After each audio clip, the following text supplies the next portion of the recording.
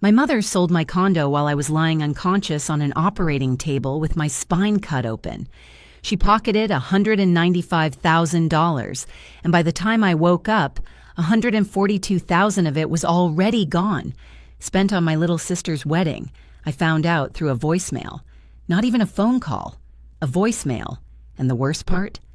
My mom left it in the same sweet voice she uses to remind me to take my vitamins. My name is Madeline Walton. Most people call me Maddie. I'm 31 years old and I work as a veterinary technician at Palmetto Animal Hospital in Greenville, South Carolina. I'm the person who holds your nervous golden retriever while the vet gives the shots. I make decent money, nothing spectacular. I drive a 2016 Kia Sorento with a bumper sticker that says, "My dog is smarter than your honor student," and until very recently, I owned a 2-bedroom condo at Laurel Ridge Condominiums on Pelham Road. That condo was my whole life. I didn't buy it with some trust fund or a lucky break. My grandmother, Beverly Walton, left it to me when she passed 3 years ago. Grandma Beverly owned it outright. No mortgage, no liens, no debt. She also left me $22,000 in cash. My younger sister, Paige, got the same amount, $22,000. My mother, Gail, got nothing. And that wasn't an accident.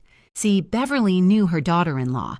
She loved Gail in the way you love someone you don't trust with a credit card. Beverly's will was specific. She left the condo to me because she believed I'd take care of it. She didn't leave property to Gail because, in Beverly's words, written right there in the will for everyone to read, she had concerns about Gail's financial judgment. That's polite legal language for "this woman will sell the furniture before the funeral flowers wilt." Paige blew through her $22,000 in 4 months. Clothes, a vacation to Cabo, a deposit on a BMW lease she couldn't keep up with. Nobody was surprised. My mother was furious.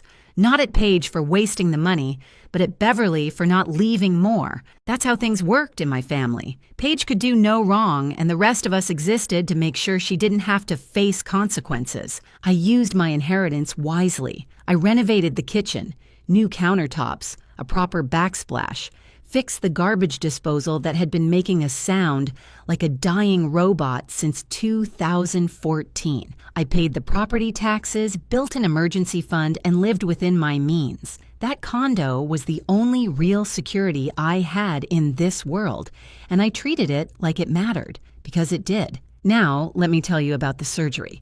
For 2 years, I'd been dealing with a degenerative disc in my lower back, L4 to L5 for anyone who speaks spine. It started as occasional stiffness, then became pain that woke me up at 3 in the morning, then became the kind of pain where you cry in the shower because standing up feels like someone's twisting a screwdriver between your vertebrae. My orthopedic surgeon, Dr. Mehta, at Prisma Health Greenville Memorial, told me I needed a spinal fusion, 7 hours on the table, general anesthesia, titanium screws, 6 to 8 weeks of recovery, real risks, nerve damage, infection, the usual terrifying list they hand you on a clipboard. I was scared, genuinely deeply scared. The kind of scared where you clean your apartment the night before because some irrational part of your brain whispers, "What if you don't come home?" The morning of the surgery, I was already in my hospital gown, sitting on the edge of that narrow bed with the paper sheet, waiting for the anesthesiologist. They'd given me midazolam. That's the sedative they use before they wheel you in. It makes you feel like your brain is wrapped in cotton. You can talk, you can sign your name, but your judgment is basically on vacation. That's when my mother showed up. Gail walked in with a travel mug of chamomile tea, my favorite, and a warm smile. She rubbed my shoulder and told me everything was going to be fine. Then she pulled out a small stack of papers. She said the nurse mentioned I should sign some medical forms just in case. A power of attorney so she could communicate with my doctors if anything went sideways during surgery. It sounded reasonable. I was about to be unconscious for 7 hours. Someone should be able to talk to my medical team. So I signed. My hands were shaky. My vision was a little soft around the edges, and the only thing I could really focus on was the fear of what was about to happen to my spine. I didn't read every page. I trusted my mother. What I signed was not a medical power of attorney. It was a general durable power of attorney, a document that gave Gail full authority over my finances, my property, my bank accounts, everything. I signed my home away because I was drugged, terrified, and I believed the one person who should have been protecting me. 7 hours later, I woke up. My throat was raw from the breathing tube. My back felt like it had been rebuilt with hardware from a construction site, which, technically, it had. My vision was blurry. My mouth was so dry I could have used my tongue as sandpaper. And there on the little rolling tray next to my hospital bed was my phone. 68 missed calls. 41 from my mother, 19 from Paige, 8 from numbers I didn't recognize. The morphine was doing its job on the surgical pain, but there's no dosage on earth for what I heard next. One voicemail from Gail, her voice cheerful, casual, like she was reminding me to pick up milk on the way home. Maddie, honey, don't be upset, but we sold the condo. You were unconscious, so we signed the paperwork for you. It's for Paige's wedding.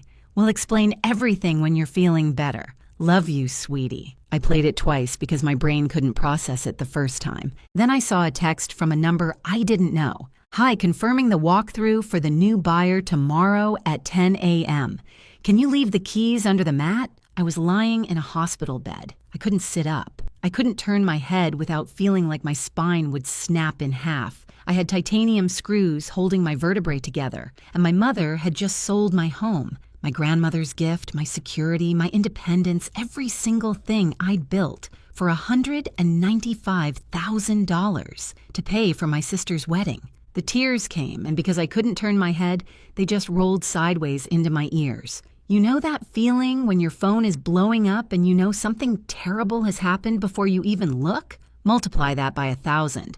That was my Tuesday evening at Prisma Health Greenville Memorial. But here's the thing about hitting absolute bottom while you're flat on your back in a hospital bed. There's a strange clarity that comes with it. When everything has been taken from you and you physically cannot move, your mind gets very, very focused. I picked up my phone, slowly. My hands were still trembling from the anesthesia. I made one call, not to my mother, not to Paige. I called my best friend, Josie Callahan. Josie and I had been close since our junior year at Clemson. She now worked as a senior paralegal at a real estate law firm in downtown Greenville. She picked up on the second ring. I whispered 4 words. My mom sold my condo. Josie said she'd be there in 30 minutes. She made it in 26. Before we continue, if you're enjoying this story, please hit that subscribe button and tell me in the comments where you're watching from and what time it is there. I read every single one, and it means more to me than you know. Thank you. Now, where were we? Right. Josie Callahan walking into my hospital room like a woman who had already mentally filed 3 lawsuits before she found parking. Josie took one look at me, pale, hooked to a morphine drip, whispering because the intubation tube had turned my voice into something between a whisper and a squeaky door, and sat down without saying a word. I handed her my phone. She listened to the voicemail. She read the texts. She scrolled through the 68 missed calls, and I watched her face go through about 9 different expressions in 30 seconds, none of them good. Josie is a paralegal at Ostrowski and Fay, one of the top real estate law firms in Greenville. She spent 7 years reviewing property closings, title disputes, and deed transfers. So when she looked up from my phone and said very quietly that this wasn't a family disagreement, this was a felony, I believed her. She started taking photos. Every screen, every text, every call log. She photographed the voicemail transcript. She was building a file before I even finished explaining what happened. That's Josie. While most people say, oh my God, I'm so sorry, Josie builds evidence folders. I love that woman. The next morning, I called my mother. Gail answered on the first ring, cheerful as a weather lady on a sunny Monday. She talked about the wedding like it was the most natural thing in the world. In her telling, what she'd done wasn't theft. It was family management. She told me the condo was just walls and a roof, and that I could stay with her until I found something new. She said family comes first. And then she said the line that cut deeper than anything. Beverly would have wanted this. Beverly. And my grandmother, who specifically, in writing, did not trust Gail with property. That Beverly would have wanted Gail to sell the condo Beverly deliberately left to me. The logic was so twisted, it could have qualified for a pretzel franchise. But Gail believed it. That's the part that's hard to explain to people who've never dealt with someone like my mother. She wasn't lying to manipulate me. She genuinely, truly, in her heart, believed she had the right to make this decision. In Gail's world, she is the family. She decides what's fair, what's needed, and who sacrifices for whom. And the person who sacrifices has always been me. Here's where the numbers get painful. Gail had sold the condo to a cash buyer for $195,000.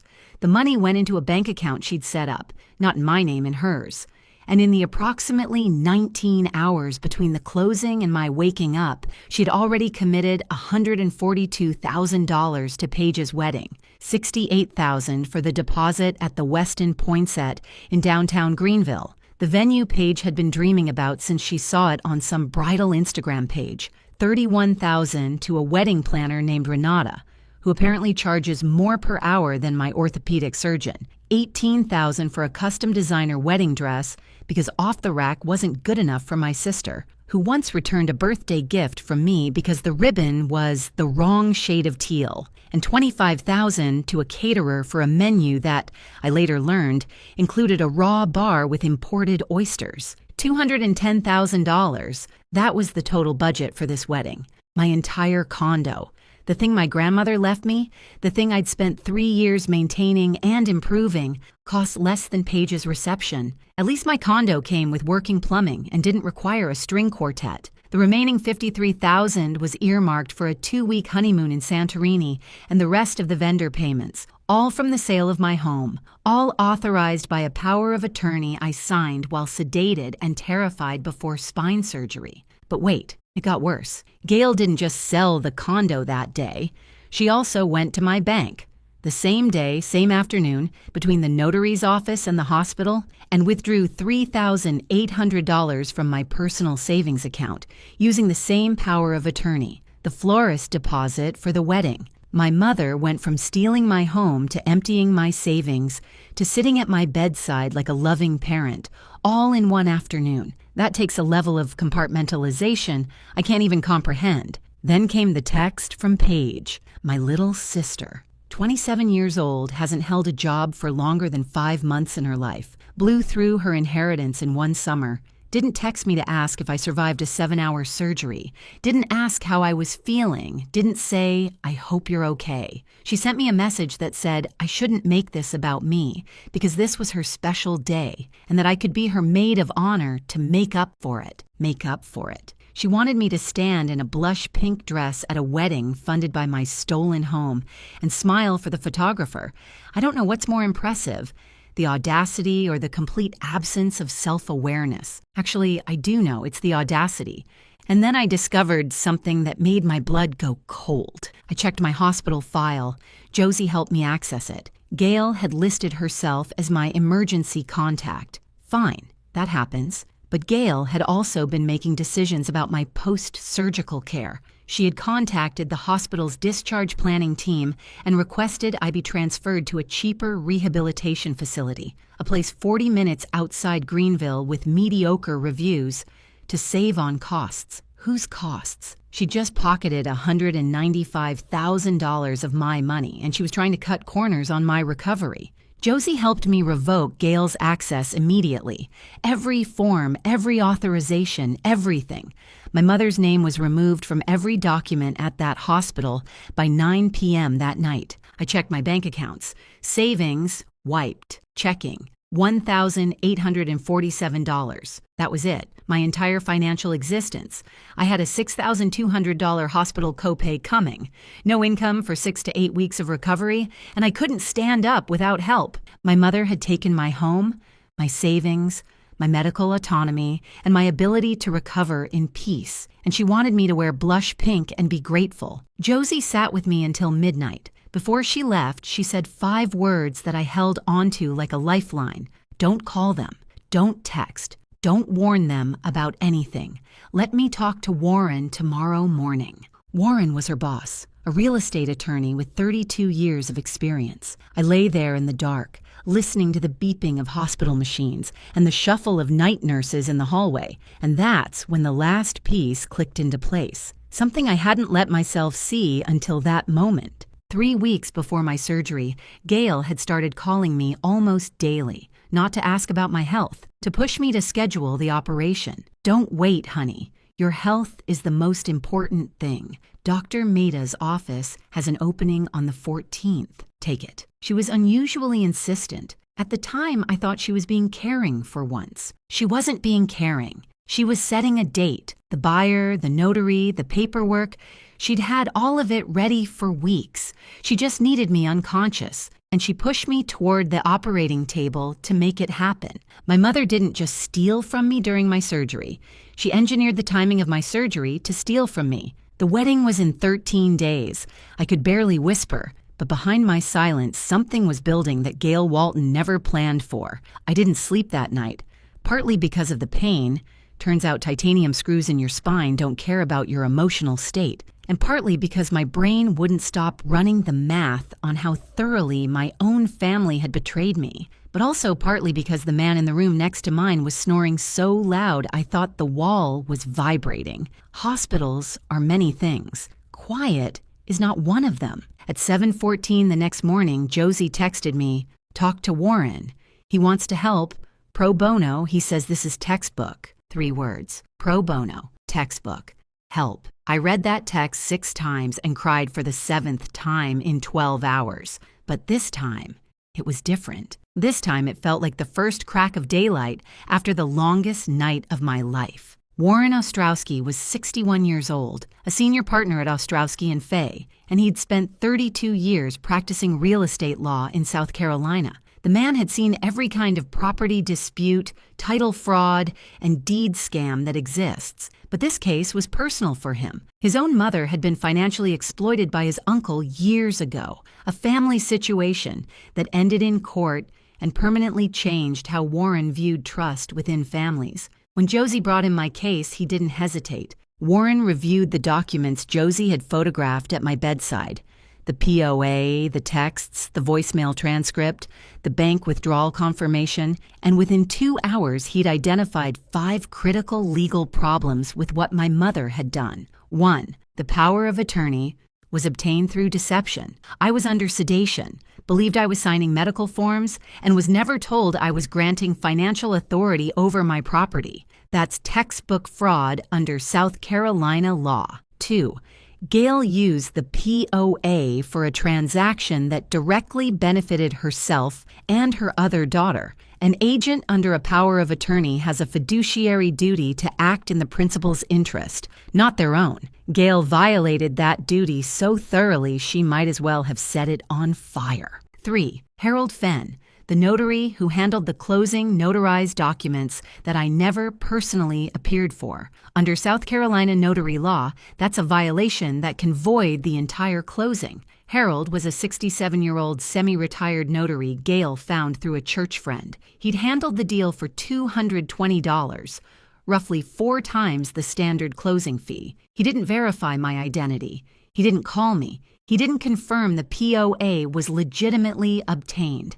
He took the inflated paycheck, skipped every safeguard, and rubber-stamped a theft. 4. The sale price. My condo was appraised at $238,000 14 months before the surgery. Gail sold it for $195,000, $43,000 below market value, because she needed a fast cash buyer and she didn't care about getting fair price. It wasn't her money to lose.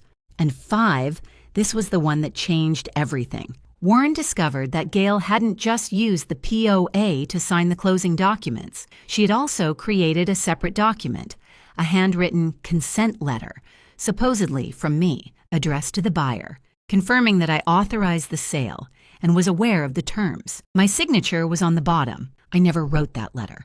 I never saw that letter. My mother forged it. This wasn't just POA abuse anymore. Under South Carolina law, forging a written instrument to facilitate a property transfer is forgery in the first degree. That's a felony carrying up to 10 years. Gail thought she was being thorough, covering her tracks with extra documentation. Instead, she manufactured the single most damning piece of evidence against herself. I almost felt something close to admiration for the irony. Almost. Warren's next call was to the title company that handled the closing. And here's where I learned that even corporations can accidentally become your allies when their money is on the line. The title company had flagged the transaction internally as unusual. The speed, the POA, the below-market price all raised eyebrows. But Harold Fenn had pushed it through, insisting everything was authorized. The title insurance company realized they were potentially liable for the entire transaction if the sale was fraudulent. Suddenly, they were very interested in helping void the sale. Nothing motivates a corporation faster than the possibility of writing a large check. Then Warren called the buyer. Glenn Sheehan was a 44-year-old real estate investor from Columbia, South Carolina. He'd paid $195,000 in cash for what he believed was a straightforward deal. A woman selling her condo quickly through a family representative. Glenn was no fool, but Gail had been convincing. She told Glenn I was relocating for a new job and wanted a fast, clean sale. Glenn was furious. Not at me, at Gail. His $195,000 was now trapped in a legally questionable transaction, and he'd been lied to from the start. He was ready to cooperate with anything and everything. And then Glenn told Warren something that stopped everyone cold. Gail had first contacted Glenn 3 weeks before my surgery. Not 1 week, not a few days, 3 full weeks. She had the property listing, the asking price, and the proposed closing date already mapped out. The closing date she'd given Glenn was the exact date of my operation. She had that date before I'd even confirmed it with the hospital. My mother hadn't just taken advantage of my surgery. She had arranged the entire deal in advance and then pushed me to schedule the surgery on a date that worked for her closing timeline. Every phone call, "Don't wait, honey, your health comes first. Take the appointment on the 14th, was part of the plan. She used my medical fear, my trust, and my sedated state as tools in a real estate transaction she'd been engineering for nearly a month. I thought I'd already felt the worst of it. I was wrong. This was worse, because the woman who handed me chamomile tea before surgery and rubbed my shoulder and told me everything would be fine, that woman had already sold my home on paper. She was just waiting for me to go under so she could sign the last page. Then I got a phone call that made me laugh for the first time in days. My neighbor, Donna Litvak, 64 years old, retired postal worker, lived next door to me at Laurel Ridge for the past 3 years. Donna checks her Ring doorbell camera more often than most people check their blood pressure. The woman could run surveillance for the FBI and still have energy to bring you banana bread afterward. Donna called because a man had shown up at the condo with a measuring tape and started talking about gutting my kitchen, the one I'd personally renovated, the one with the new countertops. Donna had no idea I was selling because I wasn't selling, but she didn't know that yet. When I told her what happened, Donna went quiet for about 5 seconds. Then she said she had her Ring footage from the day of my surgery. Time-stamped video showing my mother entering my condo with Harold Fenn and a man she didn't recognize. That was Glenn Sheehan, while I was on an operating table having my spine rebuilt. Gail walked into my home, my grandmother's home, with a notary and a buyer, and sold it while I was unconscious. Donna said she'd testify to anything. She also pointed out something important. She had never seen me pack a single box, never seen movers, never heard me mention selling, because I hadn't. Her testimony would confirm that this sale happened without my knowledge or participation. By the end of that day, I had a veteran real estate attorney working pro bono, a title insurance company eager to cooperate, a buyer ready to testify, a neighbor with time-stamped video evidence, and a notary who'd cut every corner for a $2,200 payday. The pieces were falling into place faster than Gail had spent the money. Warren laid out the next steps: an emergency petition to void the sale, a Ellis Pendens to freeze the property, and a criminal report to the sheriff's office. I made my second important phone call that evening to the Greenville County Sheriff's Office and filed a report for forgery, fraud, and financial exploitation. 11 days until the wedding. Gail was picking out tablecloths. She had no idea that the ground beneath her was already crumbling. Day 3 after surgery, I was moved out of the ICU and into a regular recovery room, which in hospital terms meant I graduated from, "We're really worried about you," to, "You're probably fine, but we're keeping you just in case." I could sit up slightly. I could whisper without feeling like my throat was lined with sandpaper, and I could hold my phone long enough to read the updates Warren Ostrowski was sending through Josie. The legal machine was moving, and it was moving fast.